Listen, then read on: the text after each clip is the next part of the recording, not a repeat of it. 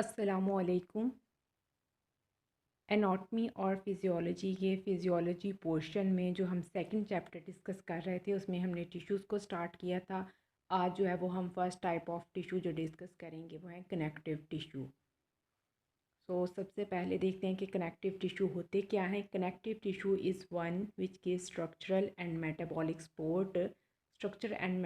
Support to the organ and the other tissue of the body, जो कि structural और metabolic support provide करेंगे organ और other tissues of body को। Connective tissues क्या होते हैं? कनेक्टिव टिश्यू वो टिश्यू होते हैं जो हमारे डिफरेंट ऑर्गन्स में या डिफरेंट बॉडी पार्ट्स के दरमियान कनेक्शन का काम कर रहे होते हैं, और इसके साथ साथ ये हमें क्या है, स्ट्रक्चर भी प्रोवाइड करते हैं और उसके बाद सपोर्ट भी, मेटाबॉलिक सपोर्ट भी प्रोवाइड करते हैं। स्ट्रक्चर के हवाले से करें तो बोन कार्टिलेज वगैरह है जो हमारा बॉडी स्ट्रक्चर बना रहे हैं, और मेटाबॉलिक सपोर्ट के हवाले से देखें तो जो हमारे जो है वो ब्लड है, टाइप है जो हमारे डिफरेंट मेटाबॉलिज्म के लिए न्यूट्रिएंट्स प्रोवाइड कर रही है या इसके अलावा बाकी जो है फंक्शंस करवा रही है, तो वो जाएगी मेटाबॉलिक सपोर्ट प्रोवाइड कर रहे हैं किसी भी ऑर्गन को और other tissues of the body को। नेक्स्ट आता है कि the connective tissue is characterised by the presence of relatively few cells but a large amount of intracellular substances. अब कनेक्टिव टिश्यू का करेक्टरिस्टिक फीचर ये है कि इसमें रिलेटिवली फ्यू सेल्स होते हैं, लेकिन इनमें लार्ज अमाउंट जो होती है वो इंट्रासेलुलर सब्सटेंस की होती है। यानी जो सेल्स मौजूद होंगे ना इसमें, इन टिश्यूज़ के अंदर, उनकी जो है वो अमाउंट कम होगी, और इनमें जो इंट्रासेलुलर सब्सटेंसेस और इंट्रासेलुलर सब्सटेंसेस में क्या आ जाते हैं, फाइबर्स आते हैं, electrolytes, minerals, inorganic substance, water वगैरह, जो इस तरह की चीज़ें मौजूद होंगी वो आती हैं इंट्रासेलुलर सब्सटेंस में। तो इनमें सेल्स का नंबर कम है और इंट्रासेलुलर सब्सटेंसेस जो हैं वो ज़्यादा हैं। लेकिन ये बात हम किसके रेफरेंस से कर रहे हैं? हम ये बात इनके रेफरेंस से कर रहे हैं जब इसको हम कंपेयर कर रहे हैं एपिथेलियल टिश्यू से या बाकी टाइप ऑफ टिश्यू से कंपेयर करके। ब्रैकेट में लिखा है compare this very small amount of intracellular substances. अगर इसको कंपेयर किया जाए small amount of intracellular substances से जो कि बाकी टिश्यूज़ की टाइप में मौजूद होती हैं। कनेक्टिव टिश्यू का करेक्टरिस्टिक पिक्चर ये है कि इसमें फ्यू सेल्स हैं लेकिन large amount of intracellular spaces मौजूद या इंट्रासेलुलर सब्सटेंस मौजूद है। उसके बाद कनेक्टिव टिश्यू के जनरल फीचर्स की बात करें तो इसमें दो चीज़ें मौजूद होंगी। सबसे पहली चीज़ क्या है कि इसमें जो है वो स्पेसिफिक टाइप के सेल्स मौजूद होंगे, और सेकंड पॉइंट ये है कि इसमें मैट्रिक्स या फ्लूइड मीडियम मौजूद होगा। अब सेल्स जो हैं उनमें तो डिफरेंट टाइप के सेल्स आ जाएंगे, लेकिन जो मैट्रिक्स है, मैट्रिक्स में क्या आते हैं, मैट्रिक्स में आ जाएंगे फ़ाइबर, और फाइबर के अलावा ग्राउंड सब्सटेंसेस। फ़ाइबर्स में क्या होंगे, ये प्रोटीन ग्लाइकोलिपिड्स वगैरह के बने हुए फ़ाइबर्स होंगे जो कि इलास्टिक होंगे, और इसके अलावा कोलेजन वगैरह इसकी एग्जांपल में आती हैं, यानी फ़ाइबर्स हैं। और इसके अलावा ग्राउंड सब्सटेंसेस में बाकी इनऑर्गेनिक मिनरल्स, इलेक्ट्रोलाइट्स और जो है वो वाटर वगैरह मौजूद होगा। नेक्स्ट, कनेक्टिव टिश्यू में थ्री बेसिक कंपोनेंट्स कौन से होते हैं? सबसे पहला जो है वो इसके पास सेल्स होंगे, जो सेल्स की टाइप अभी हम डिस्कस करेंगे। इसके पास फाइबर्स मौजूद होंगे, फाइबर्स जो हैं वो भी कनेक्शन का काम करते हैं, और ग्राउंड सब्सटेंसेस मौजूद होंगे। ग्राउंड सब्सटेंसेस में क्या बात की थी हमने, वही के मिनरल्स वगैरह, वाटर वगैरह जो मौजूद होते हैं। उसके बाद ये एक कनेक्टिव टिश्यू की जो है वो डायग्राम दिखाई हुई है। कनेक्टिव टिश्यू में क्या है, ये डिफरेंट टाइप के जो हैं वो हमें सेल्स नज़र आ रहे हैं। ठीक है, ये वाले सेल्स क्या हैं, साथ इनके नाम भी मेंशन है, इनके नाम मेंशन है। सबसे पहले तो हम ना यहाँ पे सेल्स को देखेंगे। ये वाले सेल्स जो यहाँ पे दिखाए हुए हैं कौन से हैं, मस्ट सेल। मस्ट सेल के बाद ये वाले कौन से सेल हैं, ये ल्यूकोसाइट्स हैं। इसके अलावा ये फेग हैं, ये टाइप है। उसके बाद ये न्यूट्रोफिल्स हैं। न्यूट्रोफिल्स के बाद प्लाज्मा सेल्स के बाद यहाँ पे ये फैट सेल्स, और उसके बाद जो है वो ये वाले फिब्रोब्लास्ट। ये जो है वो सेल्स हैं इसमें। इसके अलावा जो है वो इन सेल्स के अलावा इनमें जो है वो फाइबर्स मौजूद हैं, यानी ये वाला जो स्ट्रक्चर नज़र आ रहा है, ये फाइबर्स डिफरेंट टाइप के। ये फ़ाइबर्स कौन से हैं, इनमें ये वाले जो रेड कलर के फ़ाइबर्स हैं इनको कह रहे हैं कि ये इलास्टिक फ़ाइबर हैं। उसके अलावा इलास्टिक फ़ाइबर्स के अलावा जो हैं वो इसमें ये वाले जो हैं वो रेटिकुलर फाइबर हैं, ये वाले ब्लू कलर के। और रेटिकुलर फाइबर के अलावा क्या रह जाता है इसमें, ग्राउंड सब्सटेंस। ग्राउंड सब्सटेंसेस कौन से मौजूद होंगे? सो ग्राउंड सब्सटेंसेस में मौजूद ये वाला जो लाइट कलर का फ्लूइड है, ये वाला, ये तमाम फ्लूइड, ये जो लाइट कलर का, लाइट ब्लू कलर का नज़र आ रहा है, ये हैं ग्राउंड सब्सटेंसेस। अब इन सब को हम आगे फर्दर डिटेल्स में देखते हैं कि ये किस तरह के सेल्स होंगे। सेल्स ऑफ कनेक्टिव टिश्यू, सबसे पहले क्या आते हैं इनमें वो सेल्स जो कि अपनी जगह पर फिक्स होंगे, इंट्रेंसिक सेल्स होंगे जो मूव नहीं करेंगे, स्ट्रक्चरल कंपोनेंट बना रहे हैं, यानी फिक्स्ड सेल जो आ जाते हैं उनकी एग्जांपल। सो फिक्स्ड सेल की एग्जांपल में 3 टाइप के सेल्स होते हैं। सबसे पहले आ जाते हैं फिब्रोब्लास्ट, उसके बाद मेगा माइक्रोफेज या जिन्हें हिस्टोसाइट्स भी कहते हैं, और थर्ड में आ जाते हैं एडिपोसाइट्स या एडिपोज टिश्यू के सेल्स जो आ जाएंगे वो इसमें आएंगे। यानी ये 3 टाइप ऑफ सेल्स इस तरह के हैं जो कि फिक्स्ड होते हैं, मूव नहीं कर सकते। कहाँ पे फिब्रोब्लास्ट दिखाए हुए हैं, यहाँ पे ये वाला जो स्ट्रक्चर दिखाया हुआ है ये फिब्रोब्लास्ट का है। ये वाला अब मैं दिखाती हूँ ब्लू कलर से, ये वाला स्ट्रक्चर जो है ये फिब्रोब्लास्ट का है। ये इस तरह के सेल होंगे। फिब्रोब्लास्ट के अलावा एडिपोसाइट्स या ये वाले फैट सेल्स जो होंगे ये भी फिक्स्ड सेल्स होंगे, मूव नहीं कर रहे होंगे। और इसके अलावा माइक्रोफेज सेल्स, ये वाले जो सेल्स हैं, ये वाले सेल्स ये भी फिक्स्ड सेल हैं, ये मूव नहीं करेंगे। इसके बाद जो आ रहा है फ्री सेल्स आते हैं, यानी एक्सटेंसिक सेल, वो सेल जो फ्रीली मूव कर रहे होते हैं इन ग्राउंड सब्सटेंसेस में, ये यानी इस पूरे टिश्यू के स्ट्रक्चर में, उसमें 3 टाइप के सेल्स आ जाते हैं जिनमें आता है मस्ट सेल्स, प्लाज्मा सेल और लीकोसाइट्स। तो कहाँ पे मौजूद होते हैं मस्ट सेल्स? मस्ट सेल्स जो हैं वो ये वाले हैं मस्ट सेल्स, उसके बाद लीकोसाइट्स हैं, उसके बाद ये न्यूट्रोफिल्स या प्लाज्मा सेल्स जो हैं ये फ्रीली वॉन्डरिंग सेल्स हैं और फ्रीली मूव कर रहे होते हैं। अब हम एक एक सेल्स को डिटेल में देखेंगे कि फिब्रोब्लास्ट क्या आते हैं। मोर कॉमनली सीन जो है वो इस तरह के नज़र आते हैं। एक न्यूक्लियोलस है, उसके बाद न्यूक्लियस है और साइटोप्लाज्मिक प्रोसेस मौजूद होते हैं। सिलेंड्रिक साइटोप्लाज्मिक प्रोसेस करते हैं, इस तरह का सिलेंडर लाइक शेप, जो इसकी ये शेप नज़र आ रही है ये बना रहे हैं। उसके अलावा जो है वो लार्ज ओवल न्यूक्लियस मौजूद होता है इनके सेंटर में, जिस तरह ये दिखाया हुआ है। रिस्पॉन्सिबल किसके लिए है? Production of fibre production. क्या है मतलब, इन्होंने फाइबर्स प्रोड्यूस करवाने हैं। फिब्रोब्लास्ट सेल्स ने फाइबर्स प्रोड्यूस करवाने हैं जो टिश्यूज़ में मौजूद होते हैं, कोलेजन फाइबर, इलास्टिक फाइबर वगैरह।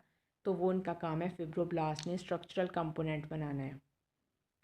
उसके बाद आ जाते हैं माइक्रोफेज या हिस्टोसाइट्स। और माइक्रोफेज या हिस्टोसाइट्स हैं वो इस तरह का स्ट्रक्चर होगा, ये फ्री भी हो सकते हैं और फिक्स टाइप भी हो सकते हैं, लेकिन जो है वो फ्री फिक्स्ड सेल होते हैं ज़्यादातर। और फिक्स सेल्स में क्या होते हैं, इरेगुलर शेप होती है, ताकि ये इनकी शेप नज़र आ रही है, इरेगुलर सी शेप है। सेंटर में एक ये न्यूक्लियस मौजूद है, न्यूक्लियस के अलावा इसके पास जो है वो साइटोप्लाज्म मौजूद है। माइक्रोफेज जो होते हैं, माइक्रोफेज सेल जो है वो इनका फंक्शन भी इम्यूनिटी से रिलेटेड। सो हिस्टोसाइट्स क्या हैं, ये इम्यून सिस्टम के सेल्स हैं और इनका फंक्शन ये है कि इन्होंने बॉडी में आने वाले किसी भी फॉरेन सब्सटेंस को डिस्ट्रॉय करना है, उनको माइक्रोफेगी करके, यानी उन्हें इनगल्फ करके या जिस तरह भी जो है उन पर अपना एक्ट करके उन्हें बॉडी से ख़त्म करना है। तो इनका फंक्शन जो है वो इम्यून सिस्टम में है। उसके बाद आ जाते हैं एडिपोसाइट्स या एडिपोज टिश्यू। तो एडिपोसाइट्स जो हैं वो इस तरह के होंगे, सॉलिड, यानी स्टोर क्या करते हैं लिपिड्स को, यानी ये जिस तरह ये लिपिड ड्रॉपलेट आया है, इन्होंने लिपिड ड्रॉपलेट को स्टोर करना है और हमारे फैटी टिश्यूज़ जो हैं वो बनाने हैं, यानी वो टिश्यूज़ जो फैट से बने होते हैं। Appear as a empty space, यानी हमें अपेयरेंस में नज़र आती है कि इनके दरमियान में एक एम्प्टी स्पेस मौजूद है। अनकैपेबल ऑफ डिवीजन, और ये डिवाइड नहीं करते और ये भी फिक्स सेल हैं। ये क्या करते हैं, इनमें एक पेरिफेरल न्यूक्लियस है और इसमें थोड़ा सा साइटोप्लाज्म और दरमियान में लिपिड ड्रॉपलेट मौजूद है। एडिपोज टिश्यू क्या करते हैं, एडिपोसाइट्स कहते हैं हमारे बॉडी के जो हैं वो फैट सेल्स बनाते हैं। फैट सेल्स की एग्जांपल में क्या हो जाती है कि हमारे डिफरेंट ऑर्गन के गिर्द प्रोटेक्टिव लेयर हो जाती हैं जो हैं वो फैट की बनी हुई होती हैं, जो उसे इंसुलेशन प्रोवाइड करती हैं। यानी अगर स्किन की बात करें तो हमारे स्किन में भी जो है वो एडिपोज जो है वो टिश्यूज़ की एक लेयर मौजूद होती है जो प्रोटेक्शन प्रोवाइड करती है, इंसुलेशन प्रोवाइड कर रही होती है। सो ये एडिपोसाइट्स बनाते हैं। उसके बाद फोर्थ टाइप में आ जाते हैं प्लाज्मा सेल। प्लाज्मा सेल जो है वो इस तरह के होते हैं प्लाज्मा सेल्स। प्लाज्मा सेल्स क्या होते हैं, ये भी इम्यून सिस्टम का पार्ट होते हैं और प्लाज्मा सेल का फंक्शन भी जो है वो इम्यून। तो प्लाज्मा सेल्स क्या करते हैं कि प्लाज्मा सेल्स जो हैं ये इम्यून सिस्टम का पार्ट होते हैं। और हमारे इम्यून सिस्टम में कौन से सेल्स मेजर होते हैं, वाइट ब्लड सेल्स। तो ये किसकी टाइप है, वाइट ब्लड सेल्स की ही एक टाइप है जिनको प्लाज्मा सेल्स कहते हैं। और ये ड्राइव होते हैं फ्रॉम टी लिम्फोसाइट्स के। अब जो हमारे इम्यूनिटी प्रोवाइड करने वाले सेल्स होते हैं इनमें भी एक बीटा सेल्स होते हैं यानी बी लिम्फोसाइट्स होते हैं और एक टी लिम्फोसाइट्स होते हैं। तो ये ड्राइव हो रहे हैं बी लिम्फोसाइट से, यानी बी लिम्फोसाइट्स के जो सेल हैं वो बनाएंगे प्लाज्मा सेल्स को। प्रोड्यूस क्या करते हैं, इम्यूनोग्लोबिन्स। इम्यूनोग्लोबिन्स यानी ऐसी प्रोटीन जो कि हमारे इम्यून सिस्टम का पार्ट है और हमारी बॉडी में आने वाले किसी भी फॉरेन सब्सटेंस के ख़िलाफ़ जो है वो एंटीबॉडीज़ प्रोड्यूस करेंगे। यानी कोई एंटीजन आया है तो उसके अगेंस्ट एंटीबॉडीज़ प्रोड्यूस करना जो है वो प्लाज्मा सेल्स का काम है। और प्लाज्मा सेल्स क्या होते हैं, प्रेजेंट होते हैं रेस्पिरेटरी ट्रैक और गैस्ट्रोइंटेस्टाइन ट्रैक में। सो ज़्यादातर कहाँ पे, गैस्ट्रोइंटेस्टाइन ट्रैक में माइक्रो ऑर्गेनिज्म आ सकते हैं हमारी बॉडी के अंदर, तो वहाँ पे इनकी अमाउंट ज़्यादा होगी ताकि ये वहाँ पे ही उन्हें ख़त्म कर दें। और या गैस्ट्रोइंटेस्टाइनल ट्रैक में यानी रेस्पिरेटरी ट्रैक में, यानी अगर हम रेस्पिरेशन के ज़रिए एयर अपनी बॉडी के अंदर ला रहे हैं तो एयर में मौजूद माइक्रो ऑर्गेनिज्म जो हमारी बॉडी में एंटर हो गए हैं उनको ख़त्म करना है, तो उसमें भी ये प्लाज्मा सेल अपना रोल प्ले करेंगे। इनमें एक न्यूक्लियस मौजूद होगा और इस तरह का जो है वो साइटोप्लाज्म होगा। व्हील लाइक स्ट्रक्चर इनका नज़र आ रहा होगा। फोर्थ टाइप के सेल्स आते हैं मस्ट सेल। मस्ट सेल जो है वो इस तरह के राउंडेड इन शेप होते हैं। इनमें क्या होते हैं, mostly along the blood vessels, ज़्यादातर जो है वो ब्लड वेसल्स के अलोंग पाए जाते हैं। और उसके बाद ग्रैन्यूल्स इनमें मौजूद होते हैं जिनके पास हिस्टामिन और हेपरिन होते हैं। अब मस्ट सेल्स जो होते हैं ये भी मूविंग सेल्स होते हैं और मस्ट सेल्स जो हैं वो ये भी इम्यून सिस्टम से रिलेटेड ही होते हैं। इनकी इस तरह की राउंडेड शेप होती है जिनमें ये इस तरह के ग्रैन्यूल्स लगे होते हैं और इन ग्रैन्यूल्स के पास जो है वो कौन से केमिकल्स मौजूद होते हैं, हिस्टामिन और हेपरिन। हिस्टामिन और हेपरिन जो है वो एंटी इन्फ्लेमेटरी एजेंट्स होते हैं, यानी अगर बॉडी में स्वेलिंग हो जाएगी तो उसको ख़त्म करने के लिए ये रिलीज़ होंगे। और ये ज़्यादातर हमारी कौन सी बॉडी पार्ट्स में पाए जाते हैं, ब्लड वेसल्स के अंदर मौजूद होते हैं। इसके अलावा ये ज़्यादा जो है वो हमारे नर्वस सिस्टम में का पार्ट होते हैं क्योंकि वहाँ पे जो है वो किसी भी किस्म की इन्फ्लेमेशन जो है वो बहुत हार्मफुल हो सकती है। और अगर ब्लड वेसल्स वगैरह में होते हैं वहाँ पे किसी किस्म की इन्फ्लेमेशन होगी तो ब्लड फ्लो जो है वो रुक सकता है। इसलिए इनकी ज़्यादा अमाउंट जो है वो ब्लड वेसल्स में और नर्वस सिस्टम में पाई जाती है। एंटी इन्फ्लेमेटरी केमिकल ये ग्रैन्यूल्स हैं सिक्रीट करते हैं हिस्टामिन्स और हेपरिन को, और जो कि एंटी इन्फ्लेमेटरी है। तो का जो है वो रोल भी इम्यून सिस्टम में है। इम्यून सिस्टम में क्या है, वही प्रोटेक्शन प्रोवाइड करना। उसके बाद आ जाते हैं लीकोसाइट्स। तो लीकोसाइट्स क्या होते हैं, ये पार्ट है इम्यून सिस्टम का। हेल्प करते हैं help to protect the body against the foreign substance. अब ये क्या है, ये भी प्रोटेक्शन ही प्रोवाइड करते हैं फॉरेन सब्सटेंस के अगेंस्ट। और ये स्टोर्स होते हैं वेरियस लोकेशंस में, यानी इनकी जो है वो डिफरेंट लोकेशंस होती हैं। बनते बोन मैरो में है, बोन मैरो के बाद आके डिफरेंट स्प्लीन और लिम्फ नोड वगैरह वहाँ पे मैच्योर होते हैं। तो ये आगे सारी जो टाइप्स दिखाई हुई हैं वो लीकोसाइट्स की टाइप दिखाई हुई हैं। तो लीकोसाइट्स भी जो हैं वो इनमें मौजूद होते हैं।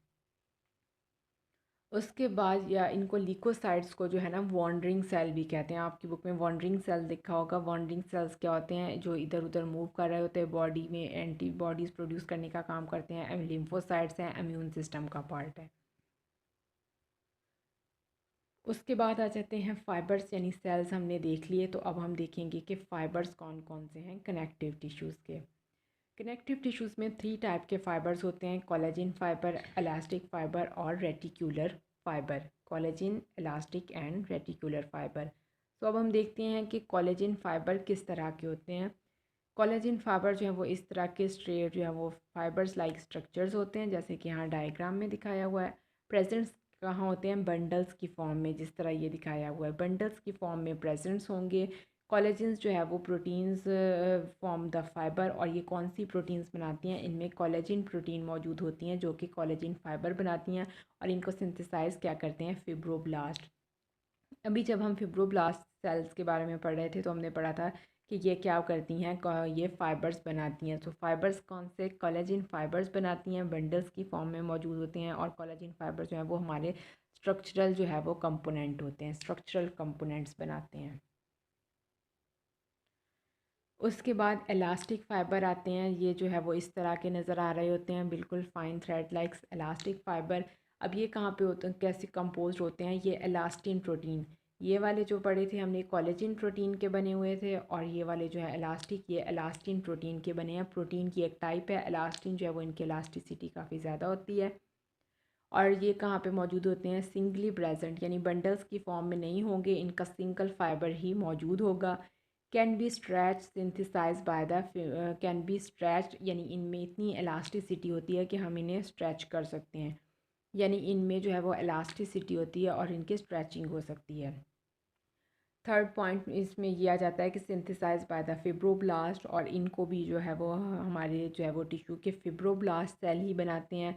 और ये फाउंड कहाँ होते हैं? लार्ज आर्टरीज़ में पाए जाते हैं, यानी आर्टरीज़ हमारी ब्लड वेसल्स जो होती हैं वो उनमें काफ़ी वो होती है, इलास्टिसिटी मौजूद होती है ना। और अगर हम वेंस की बात करें, जो आर्टरीज़ होती हैं, जिस तरह पल्मोनरी आर्टरी या जो दूसरी आर्टरीज़ हैं, एओर्टा आर्टरी है, उनकी जो है वो फ्लेक्सिबिलिटी बहुत ज़्यादा होती है। तो इलास्टिक फ़ाइबर जो है वो वहाँ पर मौजूद होते हैं, यानी इनको स्ट्रेच करने की जो इनकी सलाहियत है वो ज़्यादा होगी। उसके बाद आ जाते हैं रेटिकुलर फ़ाइबर। रेटिकुलर फ़ाइबर इस तरह के ये दिखाए हुए हैं। तो ये क्या होते हैं? इमैच्योर कोलेजन फ़ाइबर, यानी कोलेजन फ़ाइबर की इमैच्योर फॉर्म जो है वो उसे कहेंगे कि ये रेटिकुलर फ़ाइबर है।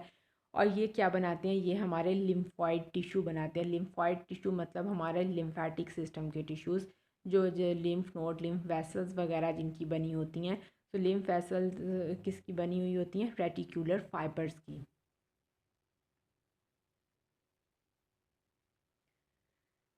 उसके बाद जो है इसमें लास्ट पॉइंट जो आ रहा है वो है ग्राउंड सब्सटेंसेस, यानी हमने सेल्स डिस्कस कर लिए, जो है 3-4 टाइप के सेल्स थे।